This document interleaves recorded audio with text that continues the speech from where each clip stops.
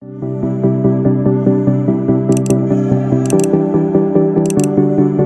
Suci Perjanjian Lama, Kitab Yesaya bab 8. Anak Nabi sebagai tanda. Berfirmanlah Tuhan kepadaku, ambillah sebuah batu tulis besar, dan tuliskanlah di atasnya dengan tulisan biasa, Maher Shalal Hasbaz. Maka aku memanggil 2 saksi yang dapat dipercaya, yaitu Iman Uria dan Zakaria bin Yeberekia. Kemudian aku menghampiri istriku, ia mengandung dan melahirkan seorang anak laki-laki. Lalu berfirmanlah Tuhan kepadaku, namailah dia Maher Shalal Hasbaz, sebab sebelum anak itu tahu memanggil bapak, ibu, maka kekayaan Damsyik dan jarahan Samaria akan diangkut di depan Raja Asyur. Penyerbuan Asyur ke Yehuda. Tuhan melanjutkan lagi firman-Nya kepadaku. Oleh karena bangsa ini telah menolak air Siloah yang mengalir lamban, dan telah tawar hati terhadap Rezin dan anak Remalia, sebab itu sesungguhnya Tuhan akan membuat air sungai Efrat yang kuat dan besar meluap-luap atas mereka, yaitu Raja Asyur dengan segala kemuliaannya. Air ini akan meluap melampaui segenap salurannya dan akan mengalir melampaui segenap tebingnya, serta menerobos masuk ke Yehuda, ibarat banjir yang meluap-luap hingga sampai ke leher, dan sayap-sayapnya yang dikembangkan akan menutup seantero negerimu, ya Immanuel.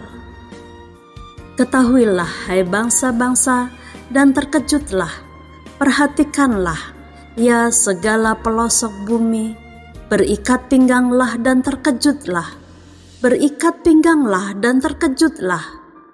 Buatlah rancangan, tetapi akan gagal juga. Ambillah keputusan, tetapi tidak terlaksana juga, sebab Allah menyertai kami. Yesaya terpaksa bersembunyi. Sebab beginilah firman Tuhan kepadaku ketika tangan-Nya menguasai aku, dan ketika Ia memperingatkan aku supaya jangan mengikuti tingkah laku bangsa ini. Jangan sebut persepakatan segala apa yang disebut bangsa ini persepakatan, dan apa yang mereka takuti, janganlah kamu takuti, dan janganlah gentar melihatnya. Tetapi Tuhan semesta alam, Dialah yang harus kamu akui sebagai yang kudus. Kepadanya lah harus kamu takut, dan terhadap Dialah harus kamu gentar. Ia akan menjadi tempat kudus, tetapi juga menjadi batu sentuhan dan batu sandungan bagi kedua kaum Israel itu, serta menjadi jerat dan perangkap bagi penduduk Yerusalem. Dan banyak di antara mereka akan tersandung, jatuh dan luka parah, tertangkap dan tertawan. Aku harus menyimpan kesaksian ini dan memeteraikan pengajaran ini di antara murid-muridku. Dan aku hendak menanti-nantikan Tuhan yang menyembunyikan wajah-Nya terhadap kaum keturunan Yakub. Aku hendak mengharapkan Dia. Sesungguhnya aku dan anak-anak yang telah diberikan Tuhan kepadaku adalah tanda dan alamat di antara orang Israel dari Tuhan semesta alam yang diam di Gunung Sion. Dan apabila orang berkata kepada kamu, mintalah petunjuk kepada arwah dan roh-roh peramal yang berbisik-bisik dan komat kamit, maka jawablah, bukankah suatu bangsa patut meminta petunjuk kepada Allahnya? Atau haruskah mereka meminta petunjuk kepada orang-orang mati bagi orang-orang hidup? Carilah pengajaran dan kesaksian.